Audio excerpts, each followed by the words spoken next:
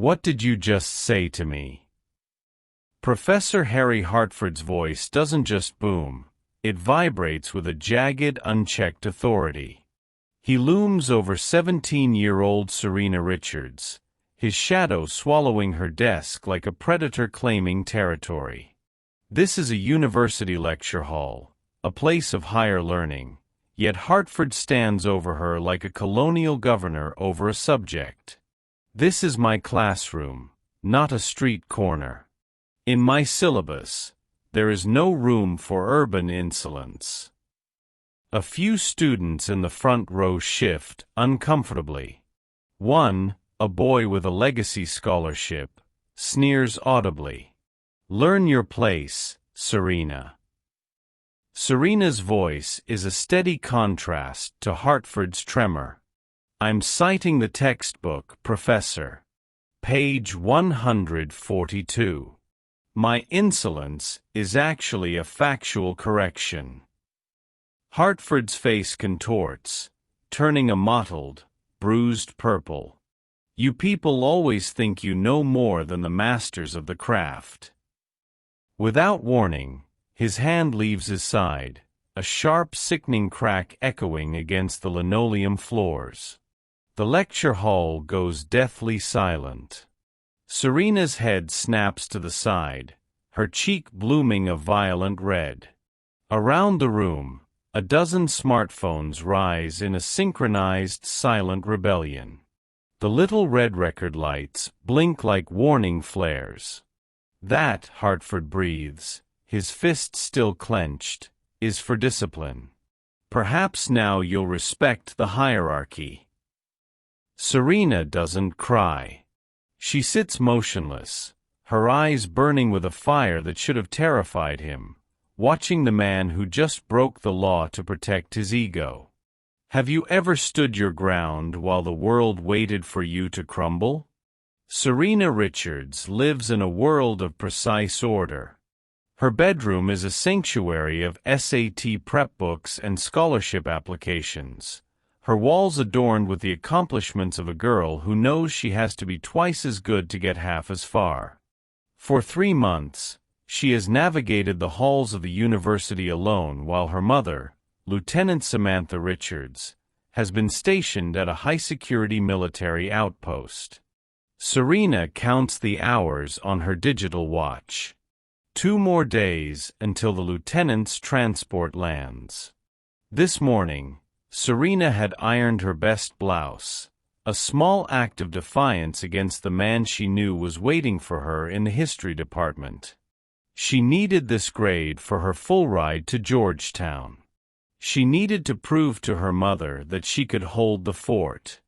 But the university hides a rot that goes deeper than one man's temper.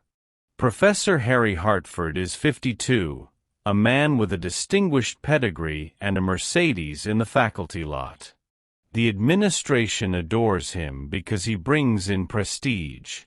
What they don't know, or what they've been paid to ignore, is that Harry Hartford doesn't exist. Not really. The man in the lecture hall is a ghost who bought a dead scholar's identity and bribed his way into a tenure-track position to escape a federal warrant in another state. His academic excellence initiative was never about standards, it was a smokescreen. The pattern at the university had been quiet but lethal. In September, a junior lost her scholarship after Hartford reported her for plagiarism that was never proven. In October, a group of black honors students were barred from the research lab, Hartford claiming they lacked technical maturity. Last month, a student's complaint about Hartford's creepy late-night office hours was shredded by Dean Miller, who cited Hartford's unimpeachable character. But Hartford made one fatal mistake. He didn't just hit a student, he hit the daughter of a woman trained in asymmetrical warfare. And while Hartford spent his evenings behind a double-encrypted firewall distributing horrific images in the dark corners of the web, he forgot that in the light of a smartphone camera, a fake professor is just a criminal in a tweed jacket.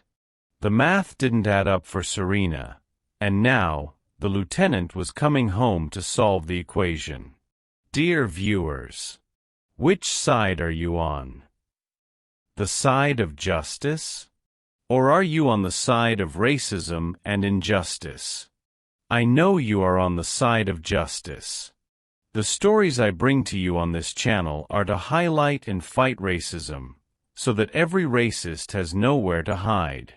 You can support us by clicking on the subscribe button, like this story, and share with your loved ones. People like Harry Hartford should not be in classes teaching our children. Help us kick them out by subscribing to the channel and sharing this video. Now, let us go back to the beginning. The sun had not yet crested the horizon over the manicured lawns of his suburban retreat, but Harry Hartford was already awake, fueled by the cold, clinical precision that had kept him alive and employed for the last decade. To his neighbors, he was the picture of academic success, a man who drove a silver Mercedes and spoke in the polished cadences of an Ivy League emeritus.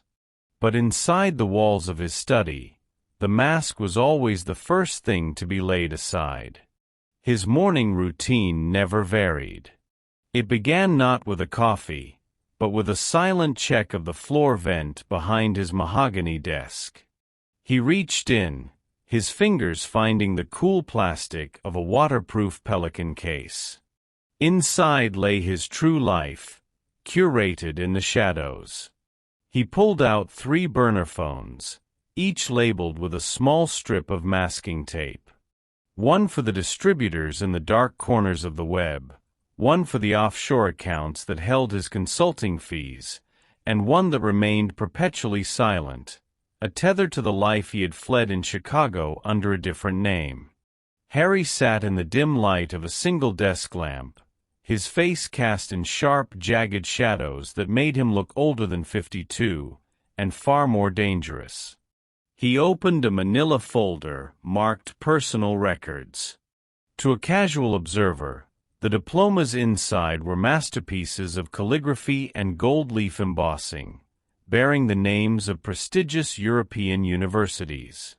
To Harry, they were simply expensive pieces of fiction, fabricated credentials that had cost him $50,000 in bribes to the right registrars. He traced the name on the most prominent certificate, Dr. Harry Hartford. It was a beautiful lie.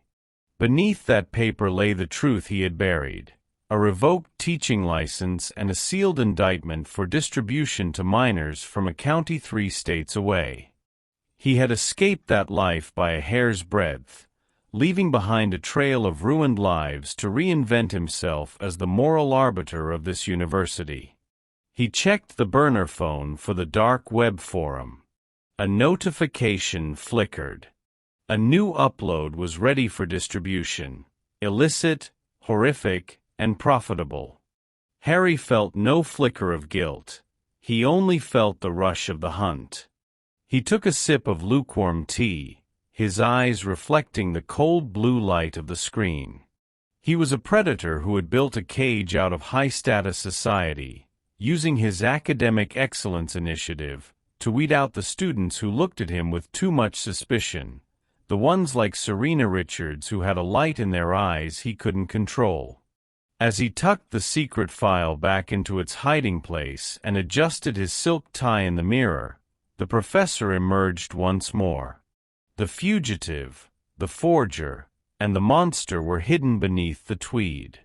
He checked his watch. It was time to go to campus. It was time to teach. The academic halls of the university usually felt like a sanctuary to Serena, but lately, the air in the humanities building had grown thick with a suffocating, predatory stillness. It started with the lingering glances, Professor Hartford standing at the end of the corridor long after his lectures ended, his silhouette framed by the harsh fluorescent lights. Every time Serena turned a corner, she felt the prickle of heat on the back of her neck, the unmistakable sensation of being tracked. When she walked to the campus library at dusk, She could hear the rhythmic click of expensive loafers echoing 30 paces behind her, stopping whenever she slowed, accelerating when she quickened her step. It wasn't just racism anymore, it was an obsession. By Tuesday, the rising tension had become an audible hum in Serena's ears.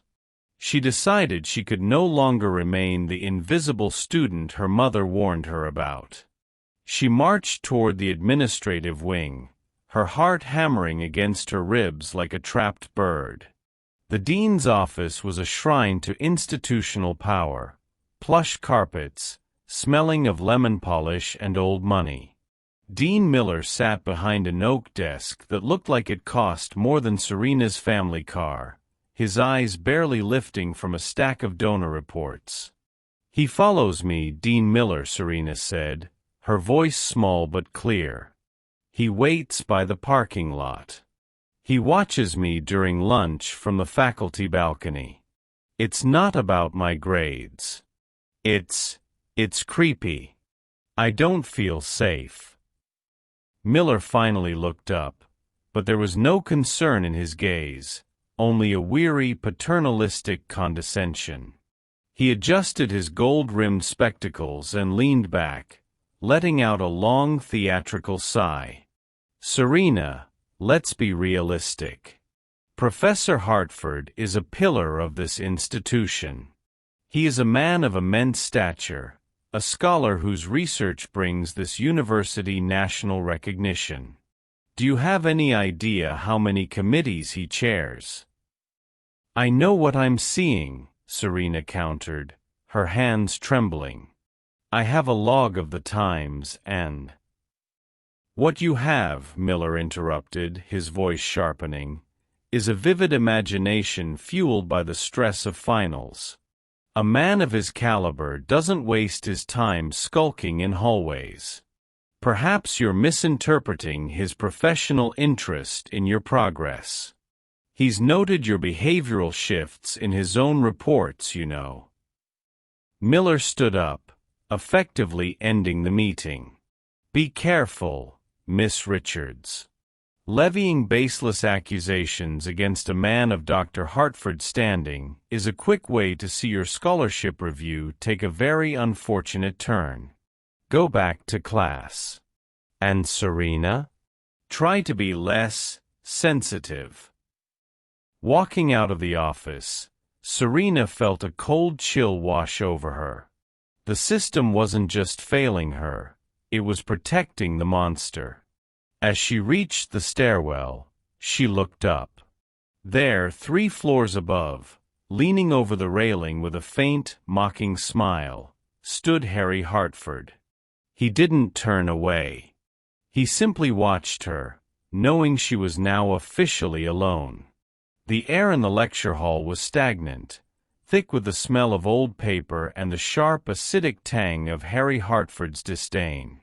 He stood at the front of the room, tapping a rhythmic, impatient beat against the mahogany lectern as he projected a slide detailing his cultural hierarchy thesis. "Civilization is not a participation trophy," Hartford sneered, his eyes scanning the room for a target. "It is a structure built by those with the discipline to maintain it. When we dilute our standards with alternative cultural perspectives, we invite the chaos of the streets into the ivory tower." Serena felt the heat rising in her chest, a physical manifestation of the boundary she could no longer allow him to cross. She didn't raise her hand. She simply spoke, her voice cutting through his monologue like a blade. "That isn't history, Professor. That's a manifesto of exclusion.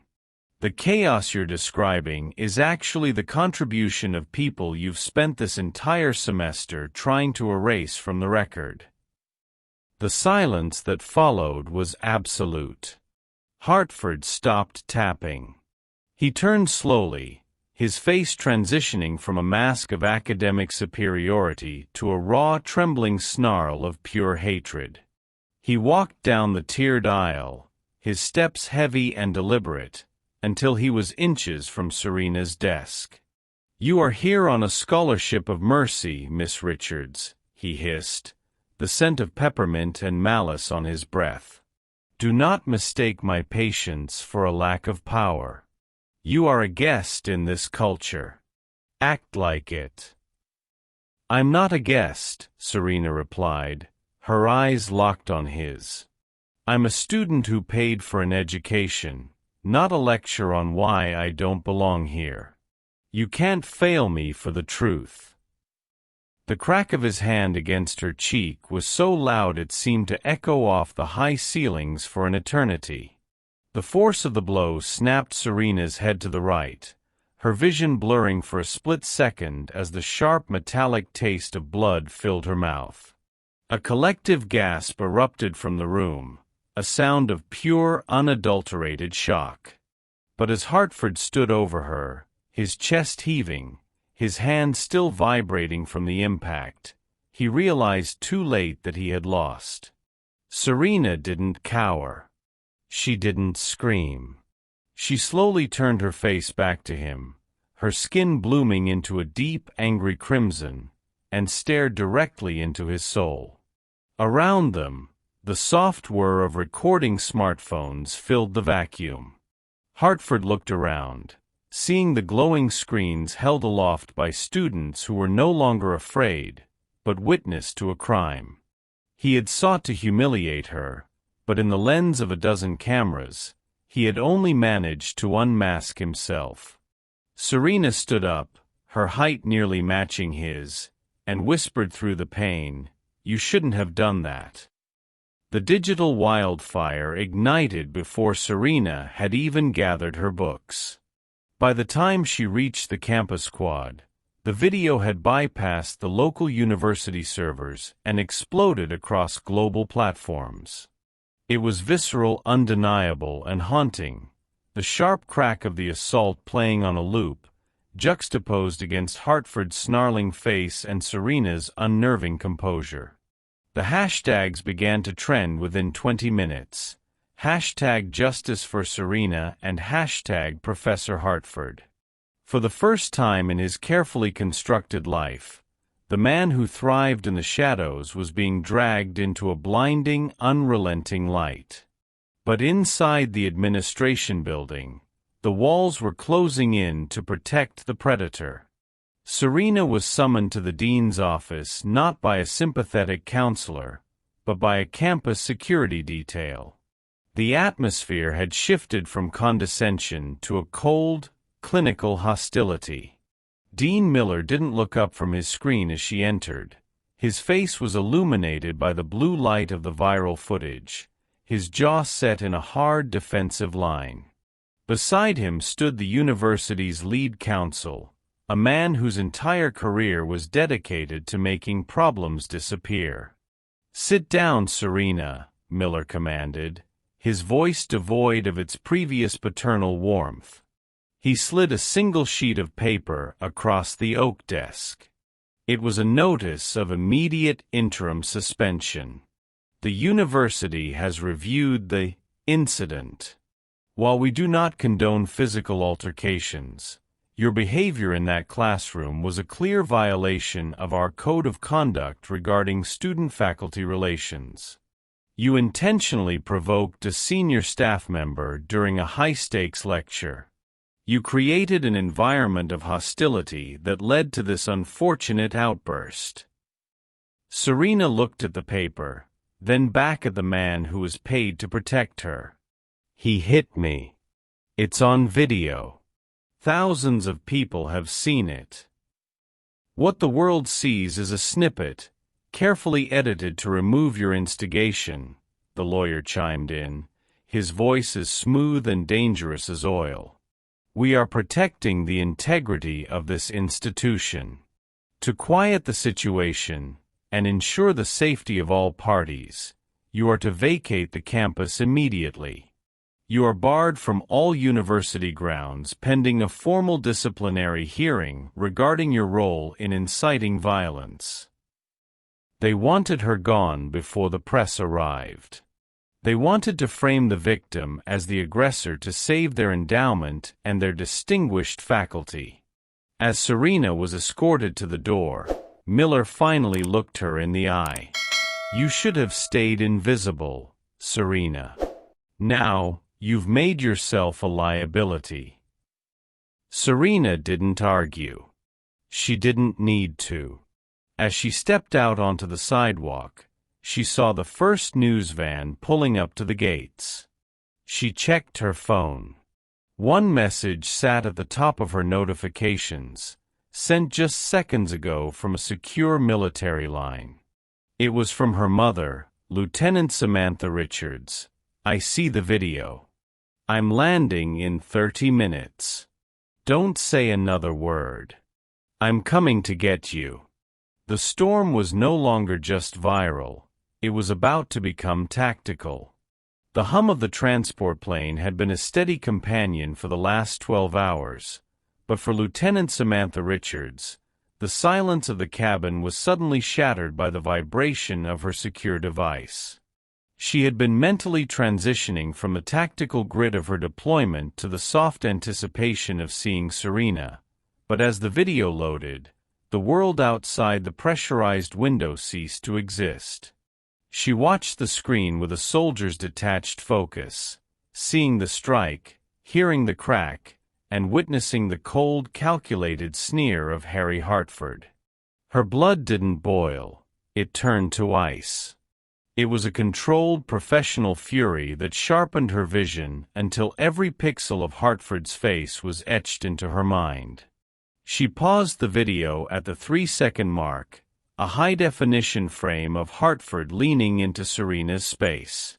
Samantha's breath hitched, not from the violence, but from a jarring, visceral sense of recognition. She didn't see a professor. She saw a ghost. Years ago, during a joint task force briefing on domestic intelligence and identity theft, she had studied a file on a man wanted for federal crimes, a man who had vanished after being linked to a network of digital exploitation that targeted the most vulnerable.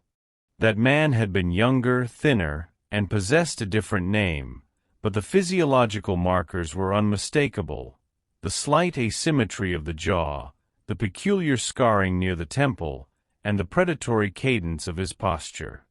"Major," she called out, her voice cutting through the cabin like a gunshot. Her commanding officer looked up from his tablet. Samantha handed him her device, her finger pointing at the paused image of Hartford. "I need a secure uplink to NCIS and a cross-reference check against the Sentinel watch list from 2014. Name, Gregory Vance. Alias, unknown." The major's eyes widened as he watched the assault. "You think this academic is Vance?" "I don't think, sir." "I know," Samantha replied, her hand steady as she began checking the seals on her dress uniform. "He hit my daughter. He thought he was striking a defenseless girl in a room full of children. He didn't realize he was broadcasting his location to the one person capable of dismantling his entire existence." As the plane banked toward the airfield, the secure terminal on her lap pinged with a positive match notification. The forged pedigree was unraveling in real time. Hartford wasn't just a racist bully. He was a fugitive hiding in plain sight, and he had just invited the United States military to his doorstep. Samantha adjusted her cover, the silver bars on her shoulders catching the light. The university thought they were dealing with a PR crisis.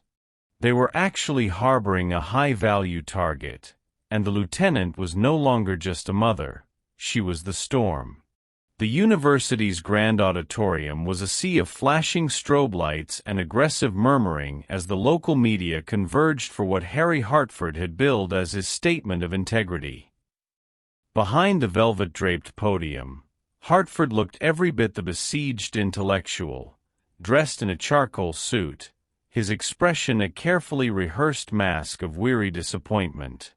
Dean Miller stood off to the side, nodding encouragingly as Hartford adjusted the microphone, the metallic screech of feedback cutting through the room like a warning. "I have spent 30 years dedicated to the pursuit of academic rigor," Hartford began, his voice projected with a forced, practiced tremor. "The edited footage circulating online is a malicious attempt to character assassinate a man for simply maintaining a safe and disciplined learning environment. I am the victim of a coordinated effort by a disgruntled student to—" The heavy oak doors at the back of the auditorium didn't just open, they hit the walls with the force of a breaching charge. The rhythmic metallic click of polished jump boots on the marble floor silenced the room instantly. All cameras swiveled away from the podium toward the center aisle. Lieutenant Samantha Richards marched forward, her posture an unwavering line of military precision. Her dress blue uniform was immaculate, the silver bars on her shoulders gleaming under the house lights, and the rows of ribbons on her chest telling a story of service that Hartford's fake pedigree could never match. Serena walked 3 paces behind her, her face bruised but her head held high, a living testament to the crime Hartford was trying to talk his way out of. Hartford's voice died in his throat. The blood drained from his face, leaving him a sickly, translucent white. "This is a private faculty event," he stammered, his grip tightening on the edges of the podium until his knuckles turned white. "Guards, remove these." "I wouldn't finish that sentence if I were you, Gregory," Samantha's voice rang out, cold and resonant, carrying to the very back of the hall without the need for a microphone. The room gasped. The reporters smelled blood. Samantha reached the foot of the stage, her eyes locked onto Hartford's with the intensity of a laser sight. "You've spent a lot of time talking about your stature and your integrity today, but you haven't mentioned why your fingerprints are flagged on a federal database for a child pornography indictment in Illinois. You haven't mentioned that Harry Hartford is a name you stole from a deceased Oxford graduate in 2014. That's a lie. You have no authority here."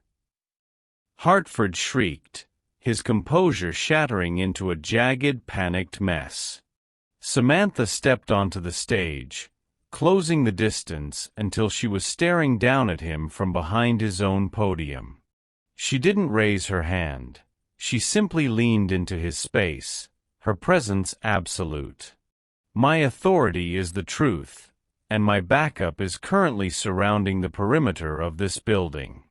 You didn't just hit a student, Gregory. You signaled your location to the federal government.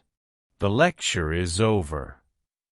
The silence of the suburban cul-de-sac was shattered not by a siren, but by the heavy, synchronized thud of tactical boots hitting the pavement. Under the flickering amber of the streetlights, a joint task force of local police and military intelligence agents moved with the lethal efficiency of a clockwork mechanism. They didn't knock. The front door of Harry Hartford's pristine home groaned and splintered under the force of a hydraulic ram. Inside, the air smelled of expensive sandalwood and the sterile scent of high-end electronics, a facade of sophistication that was about to be stripped bare. While officers secured the perimeter, tech specialists from military intelligence headed straight for the dark room, the hidden basement office Hartford had foolishly believed was an impenetrable fortress. The room was bathed in the eerie, oscillating glow of multiple monitors. Cables snaked across the floor like digital vines, feeding into a server rack that hummed with the weight of stolen lives. As the agents bypassed the encryption triggers Hartford had set, the true horror of his existence began to scroll across the screens in agonizing detail. It wasn't just the forged credentials or the records of his previous life as Gregory Vance. The lead investigator felt a sickening chill as a hidden partition opened, revealing a massive directory of encrypted files. This was the hub of the distribution ring. Thousands of images and videos, a digital warehouse of child pornography that Hartford had been curating and selling under the cover of his academic research. The evidence was so overwhelming that the room seemed to grow colder with every file opened. But the rot didn't stop at his personal crimes. In a fireproof floor safe, agents discovered a leather-bound ledger that acted as a roadmap of institutional corruption. It contained a meticulous record of donations and direct payments made to high-ranking university officials, including Dean Miller.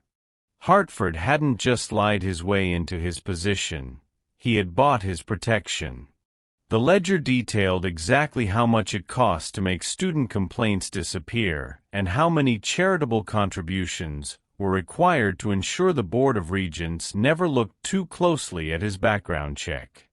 As the sun began to rise, the agents began hauling out boxes of hardware and evidence bags filled with the physical proof of a decade of deception.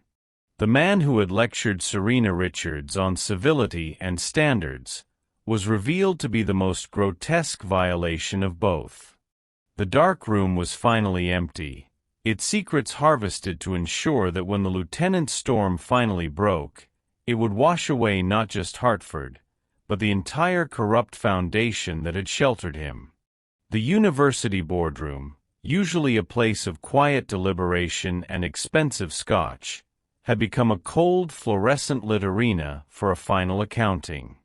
Harry Hartford sat at the center of the long table, his eyes darting toward the door as if he still expected a rescue that wasn't coming. Dean Miller was already gone, escorted out in handcuffs an hour prior, leaving Hartford alone to face the two women who had dismantled his empire of lies. Lieutenant Samantha Richards stood at the head of the table, not as a grieving mother, but as an officer of the state, sliding a weathered official document across the polished wood. "It's time to stop the performance, Gregory," Samantha said, her voice dropping to a low, dangerous register. "This isn't a university transcript. This is a birth certificate from Cook County, Illinois, 1973. No PhD, no tenure. Just a history of small-time fraud that escalated into something much darker." Hartford tried to summon his trademark sneer, but his lip only gave a pathetic involuntary twitch. "You forged these. You're using your military rank to harass a private citizen. My lawyers will." "Your lawyers are currently being briefed on the contents of the server we pulled from your basement," Samantha interrupted, leaning forward until she could see the frantic pulse in his neck. "We found the dark room, Gregory. We found the distribution logs. We found the cryptocurrency wallet tied to your real name."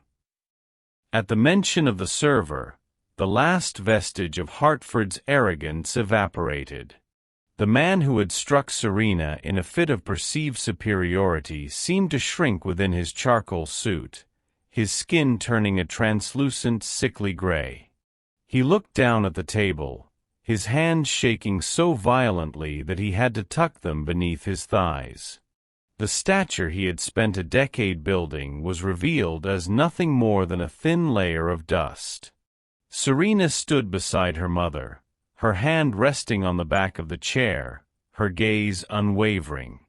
She didn't look at him with anger anymore, but with the clinical observation of someone watching a specimen under a microscope. "You told me I was a guest in this culture," she whispered, the silence of the room amplifying her words. "But you were the one who never belonged here."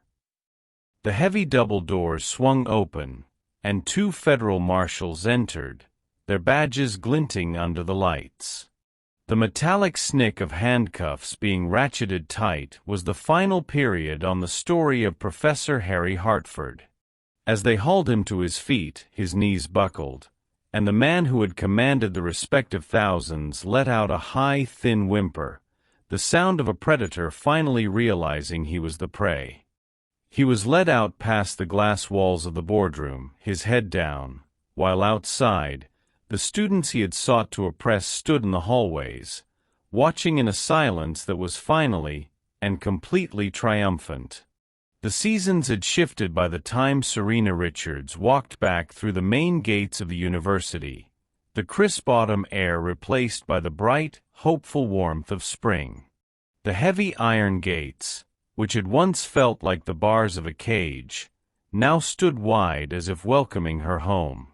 As she crested the hill toward the center of campus, she stopped in her tracks, her breath catching in her throat. The granite sign that had once featured Harry Hartford's name in bold, gold-leaf lettering was gone.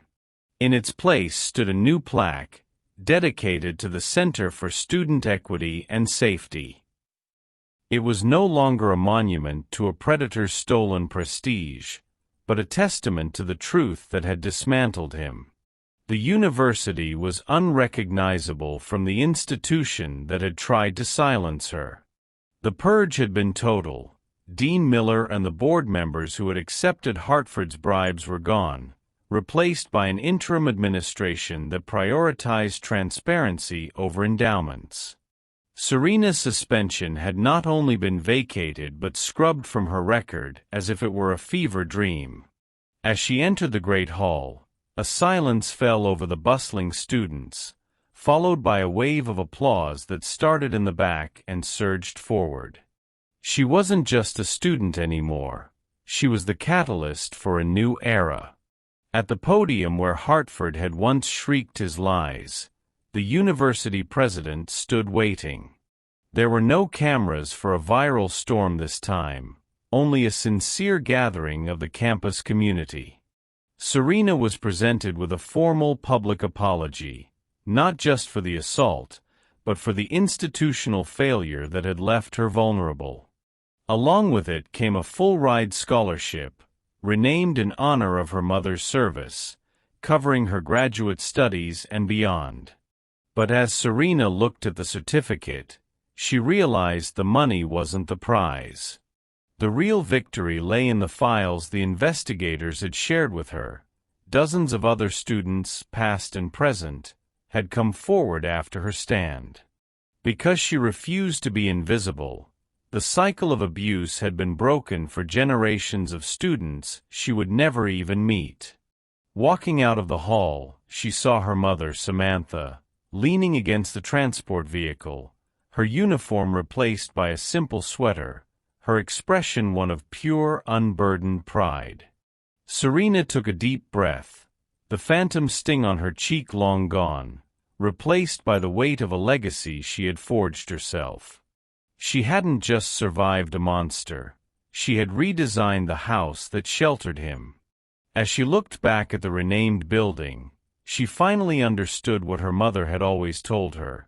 Courage isn't the absence of fear, it's the refusal to let fear have the last word. Serena Richards wasn't just a guest anymore, she was the foundation. Dear viewers, so what do you think? Did Serena and Lieutenant Richards, and the student body that refused to stop recording, get the justice they deserved? Could you stand your ground against a man with a pedigree of lies, risking your future for a truth that others were paid to ignore? What makes someone a real educator, a real leader, a real protector? Drop a comment and let me know. And tell me, have you ever been someone's Lieutenant Richards? The one who turns a viral video into a tactical dismantling of injustice, who sees past the intimidation to the courage underneath? Or have you needed someone to see you that way, past the insolence, past the standards, straight to the student who just wanted to learn without fear? We all need people who choose us, who fly across the world when the storm hits, who dismantle corrupt institutions in the light of day because a daughter's safety can't wait. If you loved this story about a resilient girl who stared down a predator, about a mother who brought the full weight of her service to a classroom podium, about a family where honor isn't just a word, it's the uniform that stands between you and the darkness, smash that subscribe button and hit the notification bell. I post new high-stakes justice thrillers every day, and you don't want to miss the next time the truth comes home. Like this video if you want more stories about unlikely heroes, about predators being unmasked by those they underestimated, about mothers and daughters who rewrite the rules of power.